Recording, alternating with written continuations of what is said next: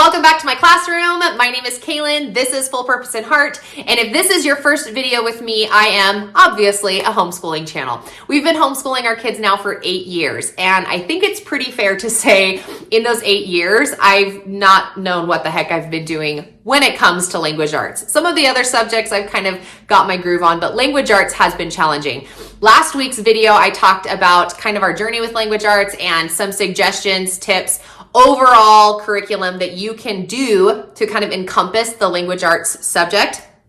And today I want to share with you one of those resources that I shared in that video because many of you were super excited about it and a lot of people are really abuzz about this on Instagram. I don't know who came up with the idea, but I follow some ladies who follow other ladies who have been doing it, and maybe it's been around for a long time, but it's new to our school and I am doing it only with my third grader right now, but I love it so much that I'm planning on spending the next weeks and months trying to create something like this for my sixth grader who is a boy. So I say that for a reason. Okay, so it's called a book study, and this particular resource that I've purchased it from is from Teachers Pay Teachers. She has the fiction and nonfiction all in a bundle. So check that description box below. I will have the links for you, and I'm going to talk all about that. So let's go ahead and get started.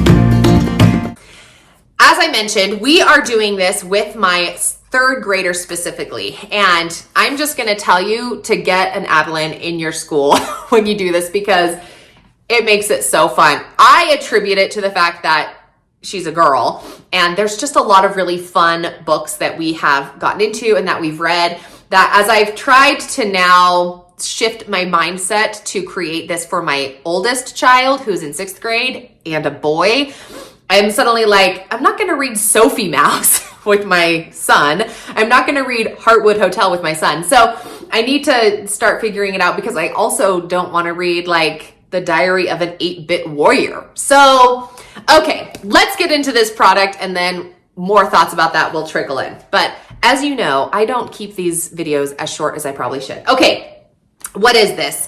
This is a book study format. Essentially, what you're doing is you're going to be choosing books that are fiction in this sense that you're going to read with your child, and then you're going to kind of take them apart and go over various parts of the book. I had no idea how to do that. That's one of the most intimidating things I think about English, teaching quote English, is I was like, my recollection of my English class is literally nothing. It's super boring. We read books, okay, which I never read. And then she would ask us like reading comprehension questions. I remember specifically one moment in my senior year doing that. My junior year was a joke. We won't talk about that. And then anyway, long story short, I'm like, I don't think I was taught English, so I don't know how to teach English. So this approach has completely revolutionized book studies and introducing books and reading with my daughter, and it has been amazing. So here's what you do. Number one, go to my description box below and grab this Teachers Pay Teachers resource. So you see all of these colored tabs, that's where this comes from. You're only gonna get these colored tabs with this resource. All of the extra stuff we'll talk about here, you're gonna come up with on your own with Instagram or the help of Pinterest or what have you, okay? So when you buy this resource, as I mentioned, she's gonna have the fiction and the nonfiction resource as a part of her download. It's a bundle. That's what this link will take you to. She may have them separate, but I bought them as a bundle. And I'm gonna be doing the nonfiction in a couple weeks. We're gonna finish up all of our fiction studies, okay? Supply number 2, you're gonna get a notebook. I already had this notebook in my supply closet, and so I just grabbed it, but I would recommend you may want to just check the size. This is just a tip. Check the size of your notebook because my notebook is not 8.5 by 11. It's smaller. I don't know what it is, 8 by 10.5. Okay, so it's a full ½ inch shorter and then a full inch shorter this side. So that makes like creating this resource, I had to downsize the print. So when I went to print it out, I made it smaller, okay? nonetheless, I made it fit, and then you just glue this on here. These are what you're going to base your studies around in books. You're going to teach your kids how to identify characters and character traits and character qualities. I love this because one of the main platforms or the main foundations, I don't know, of our homeschool is character qualities. I'm trying to teach my kids what are positive character traits and qualities that can help them become, functional citizens in the world. So this is kind of teaching you that. And then it has all in here. She's got, the lady who created this, has all of these amazing kind of thought-provoking ideas that can get your kids' brains rolling as to like, okay, what character traits does this character in the book show? Okay, so it's amazing too to watch. Because initially, when you first introduce this type of study to your children, they're going to pick up the very surface character qualities. The book we just read was called Brave Irene. And of course, bravery is one of the character qualities that this child shows in the book. But it's so amazing to watch that as you begin to teach your kids to like really dig in and find character qualities in the characters, it's so cool to watch. It reminds me, story, okay, this is why my videos get super long. Story, when I taught high school, one of the subject matters that I taught was called it was a freshman class called Strengths. And I had to teach the kids, I think there were 32 or 52, anyway, a bunch of strengths. And then we took a test and we got to find out what theirs were. But part of the class is that we would watch videos, don't ask, and we'd have to identify the character qualities in each of these characters. And so that's essentially what we're doing, but instead of using movies, we're using books, which is way better. Okay, so that was kind of a side trait, but this is the first one. The second one you're going to teach your kids is about setting. And it's not just about, it was at, Josie's house, but it teaches you about time and weather and location and anyway, all that's environment. What type of story is it? Is it a science fiction book, historical fiction, fantasy? So anyway, it's really cool. Teaches you all kinds of stuff. And then she kind of goes through and teaches you like clues that will help you know the setting. So cool. Okay, the third one here is plot structure. So you're going to learn about the plot. What is this called? Mountain? I think that they call it something else. But anyway, it's the little plot mountain. And I don't have this resource, but I'm going to throw it out there. If you are familiar with Jack and Link, they have really cool, like wipeable, like rewritable, I guess, resources that your kids can write on. And they just barely came out with one of these. So I don't have that resource strictly for storage issues, but, they have this like arc, the plot arc maybe is what it's called, and you can buy that resource and then you can have it for all of your book studies that you do.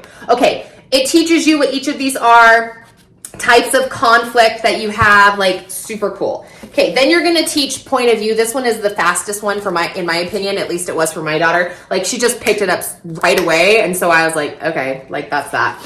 And then then we're gonna talk about topics and themes. You kind of go over that, and whoever created this resource has this side too, has several examples of different themes and how you can identify if that theme is represented. And then the last one is summarization and how to summarize fiction. And she has 4 summarizing strategies, SWBST, the 5 W story elements, and then BME, which is beginning, middle, end. Okay? So she has these little resource pages. We use these resource pages for all of our studies that we're doing. Now, if you go to Teachers Pay Teachers, you will be able to find all kinds of resources that you can use as like pages or resource pages for the front of your book study notebook, okay? All right, moving on from there, you can see these little like tabs they're just Post-it notes. The books that we've done. So we've done, what have we done? 5 books now. I have room for 1 more, but I do have you can't really see, but I do have a chunk of pages left. So I may do 1 more row, and I don't know, we'll see. But essentially that's what we've started. And what you're gonna do is you're gonna choose a book, and you're gonna then go through and kind of expand the study of that book to more than just reading comprehension questions, okay? If you want to do some reading comprehension questions, then absolutely do it. I'm getting ready for our next book study. And I was like, I could easily just pay somebody from Teachers Pay Teachers who's already created a bunch of reading comprehension questions, and then I don't have to come up with them myself. So that's the big question, is like, do I pay her or do I do it myself? But more than that is to kind of expand and study character setting, plot structure, point of view, theme, summarizing fiction, and then I've also added figurative language just recently. So here's how you build them. First, you're gonna love Google Images. You're gonna copy one of the Google images that pops up when you type in the title of your book, print it out, and then paste it on the front of, or on the first page of that novel study section, okay? So we did Sophie Mouse, whatever this one is, Winter's No Time to Sleep, okay? So this was super easy. Then, because it was our first study, obviously I wanted to do the characters. So I printed out the characters of the book. Again, type in Google Images, type in the title of your book, write characters, clip art, and see what pops up. Tip, if it doesn't pop up, grab your phone, grab the book, wait for it. I'm pulling out the book here. Grab the book. This is a different book. Turn to a page that like shows the character, and you're like, oh, look, here's a cute picture of the character that I'm trying to take a picture of the picture with your phone, transfer it to your computer, however you do it, put it on a document and print it out. Bada bing, bada boom. I'm pretty sure that's how I got Hattie. Okay, these ones this one I got from the front of the book. I just printed it from the front of the book. She's right here. Okay, so if you can't find the images that you're looking for, actually take a picture of the illustration and print it out. Or you can look on Google Images. Sometimes they'll have it there, but it's kind of tricky in that sense. Okay, then you're gonna paste them into your book like doors so that they are half folded in this way. Another kind of fun way that you can do it, which I have it, is you can get a piece of paper and make like a giant pocket by like gluing down the three sides, and then stuff all the characters inside like little pullouts or like cards, I guess you could say, and then write on the back of that person. All right. Then you're just going to go through character qualities. And I had my child write 4 or 5, I guess is what we got, as you go through the chapters in the book. Okay. So that's this one. The next thing you're going to do is I pasted this one on the back, but the story elements is going to cover setting, plot structure kind of a little bit. You can put point of view in there, theme.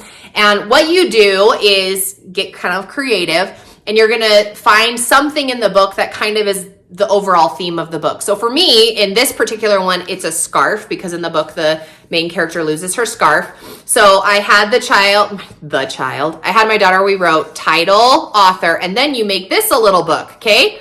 So then you open it up and she can write the characters, and she just listed their names. We talked about the setting. And then this is the plot. So we talked about the problem and the solution. Okay. Then I just glue this in here. So another like little side tip, I got this from Instagram. I actually make the little pages before we do the study, so that as we're reading the book and we're like going through it, we're not taking additional time out of our school day to cut and paste and color and all of those things. So I actually do that part before, and I'm sure my daughter would love to do it, but just in like the interest of time, then I don't. Okay, and then from there, now this takes a little bit more creativity, but you can add in any other story elements that you may want to cover with your child. For example, maybe it's going to be figurative language. Maybe the book that you're reading has a bunch of whatever, onomatopoeias or metaphors and similes or hyperboles or whatever it is that you're trying to talk about regularly. Maybe you want to look up verbs or nouns or adjectives or something like that. Then those are things that you can do. And there's all kinds of ways that you can make that with pockets. I talked about this previously in my other video, but if you just make your own little pockets, so then the sky's the limit is essentially what it comes down to. So for this one, we talked about cause and effect. I taught my daughter what is cause and effect, and then she came up with it on her own. And like I highlighted the two sides that go together. So I was like, okay, well, let's think of something that happened in the book. That's the cause and what happened because of it. So because the cause was one of the characters slid down this hill, then they met a new friend because they ran into her little, like, whatever it was, her bungalow or whatever. Okay. So that's an option there. Now this is theme, moral, and lesson. So I'm trying to teach my daughter about themes. And this was actually another resource that I got from Teachers Pay Teachers.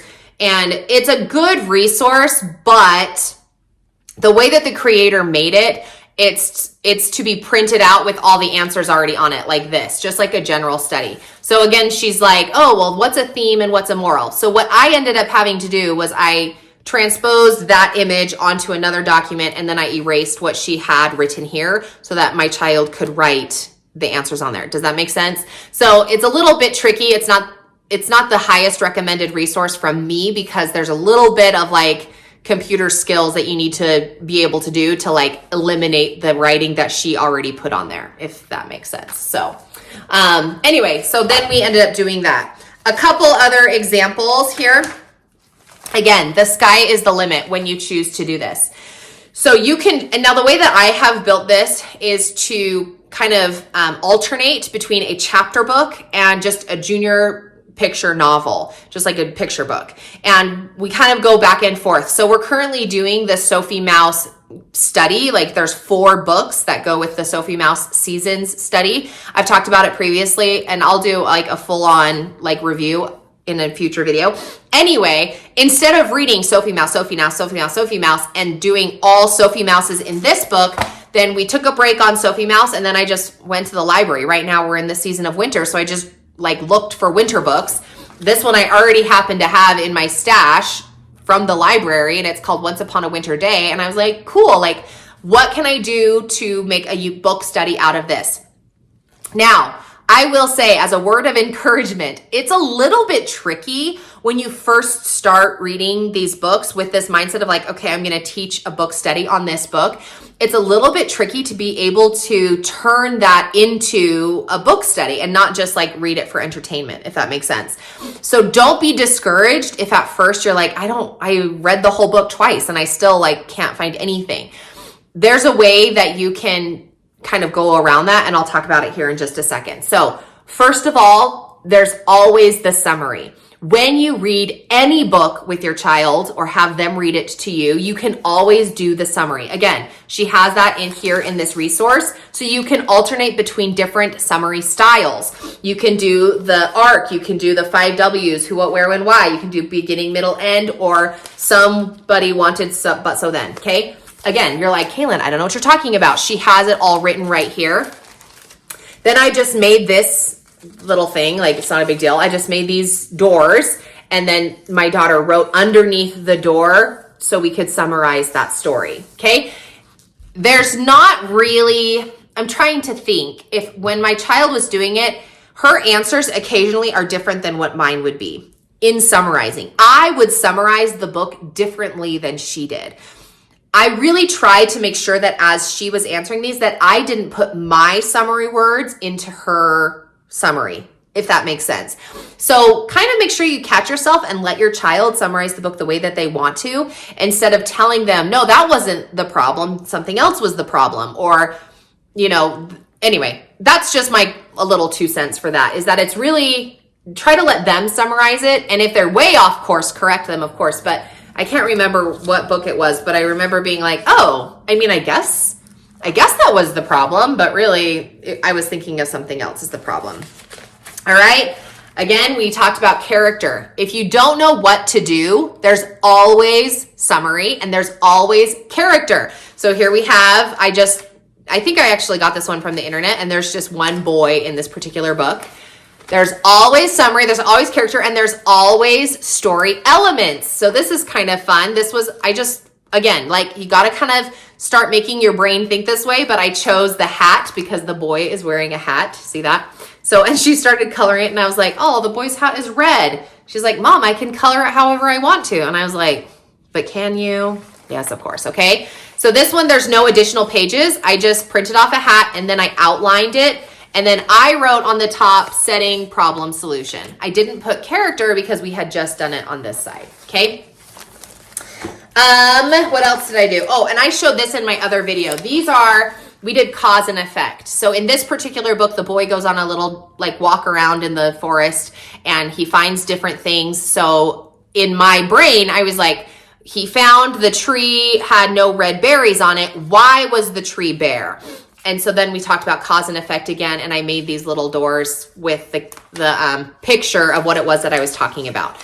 I've mentioned this many times, especially recently as I've been talking about curriculum I'm using, but I have another video that talks about these doors. I actually have two that I forgot I had another one. I have two Lapbook tutorials that can teach you how to make this type of door type mini book for whatever it is that you're trying to do, whether it's a Lapbook or these types of studies or interactive notebooks or whatever it is that you want to do. So I will link those in the eye in the sky. If you can't see the eye in the sky, I had a conversation with one of my viewers like, I don't know how to find that, it's not there. Then go down to the description box below. Underneath all the words is the list of the videos that I've tagged that go along with this video. All right. Another quick example. I know I'm showing you a lot of examples, but hopefully it's getting your creative juices flowing.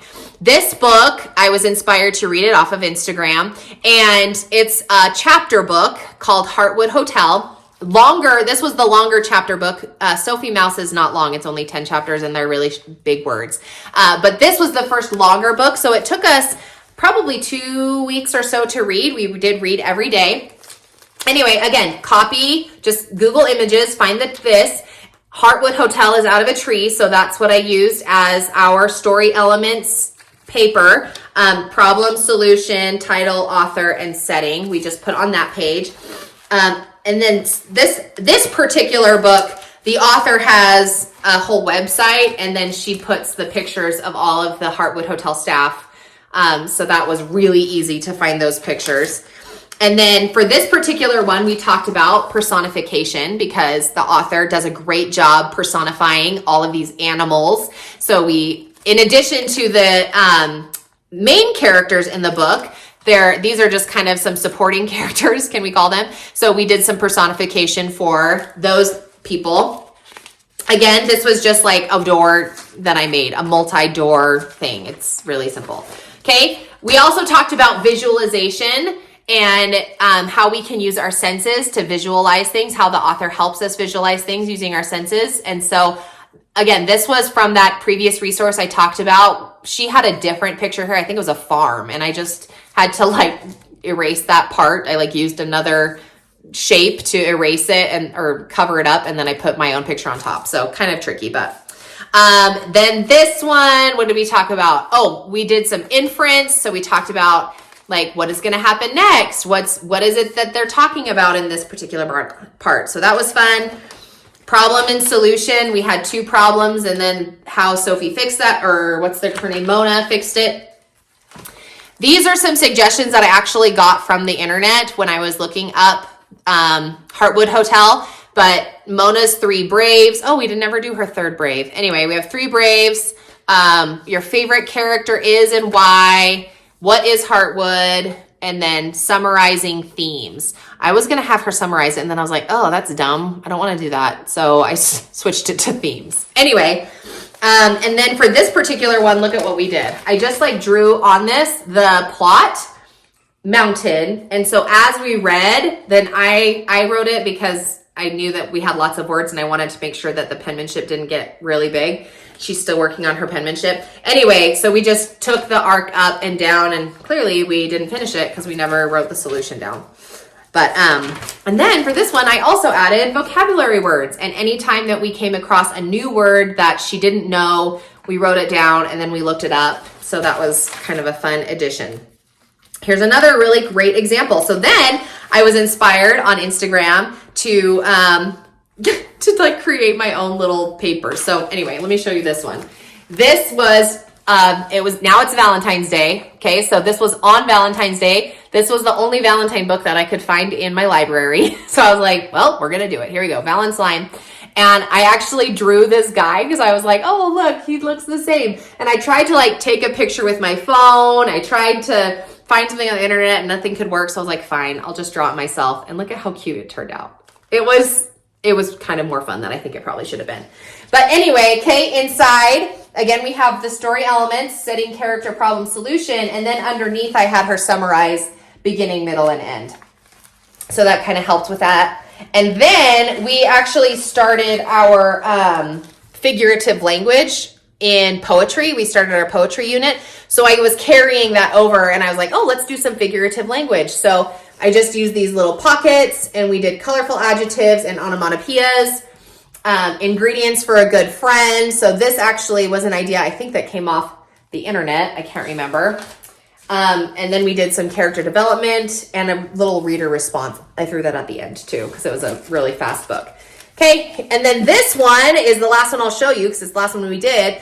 This one is kind of a fun way to do it super quick. Like, it's not a lot of work. I don't want to spend a lot of time. We just read the book, and then I have the story elements in the yellow box.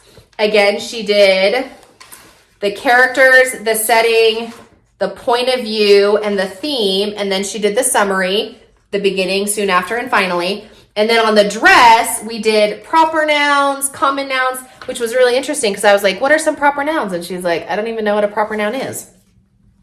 Well, then let's talk about it, right? Okay, then we did similes, and then we did personification. So as I was reading the book, I specifically was looking for figurative language that the author used, and that's what I put into her book study, like onto the dress, to try and pull those things out. So all that to say, this is just a video that I'm trying to give you some inspiration, get those like creative wheels turning, some encouragement that it kind of, I mean, if they're rusty wheels and you haven't ever done it before, it's going to feel a little bit challenging, but as a testament to you, can I say, this has been the most fun English part that we have done in years. And we kind of put aside our BJU press right now. We're not even doing that right now. I'm doing solely this as our English study. And she has just thrived and she has loved it. And I have loved it.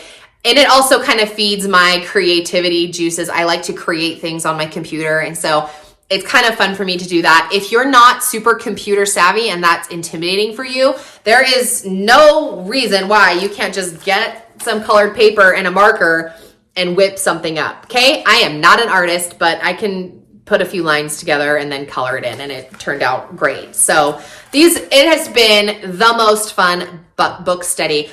Once again, you can find additional resources on Teachers Pay Teachers for a myriad of books if you need additional assistance or kind of help getting off the ground. For the next book that we're gonna do, I think I'm gonna do reading comprehension questions. And I'm just going to make little doors for each of the chapters. There are 10 chapters. So I think, anyway, whatever. But I'm going to have little doors and I'll just ask her the questions and have her answer them in those doors as a part of our book study, because I think it's important to ask reading comprehension questions as well. But it's so much more fun to put it in this type of style or in a lap book style than it is to just like read the passage, answer the questions. So it's just been super fun. I'll touch on this really quick because I realized I never did, but this front cover I just made from using a document. I always use PowerPoint. If you're ever wondering like, Kaylin, what program do you use? I always use PowerPoint because I can use a table. I can create a table a lot faster than on Canva. You have to do like square, square, square, and then line up all the squares. It's just far more mouse movements and clicks than I want to do. I just want to make one table and then change it and then make it work. So that's what I use, is PowerPoint. This is a Google image. Just type in reading, put in some names, and then boom, you're done. Cut it out and have her glue it. They have images of boys reading. They have images of groups of people reading. They have them in color if you don't want to have your kids color them. Squares, circle, like you just make it how you want it and then stick it on the front of your notebook. So anyway, it's probably going to be one of our greatest treasures. And by our, I mean, let's be honest, I'm saving all of my kids' greatest treasures so that when they're grown out of the house and I go to throw all their school stuff away, I'll sit on the floor for 87 days and be like, oh, remember when they were so little and made this? But this has been probably one of the greatest additions to our school this year. So I highly encourage you to do it. And if you don't know anything about them, look up hashtag book studies maybe. Do people even use hashtags anymore? I'll put in the description box below a few of the accounts. I have 3 accounts that I follow who are doing book studies and share it on their Instagram page. I'm not super active on Instagram. Occasionally I'll throw some stuff up there, but these ladies are extremely active. So I will put those in the description box below. Did you make it to the end of this video? Much love. Thanks so much for watching. Subscribe to my channel if this kind of conversation interests you, and hit that bell so you never miss a new video. Have a great one, guys.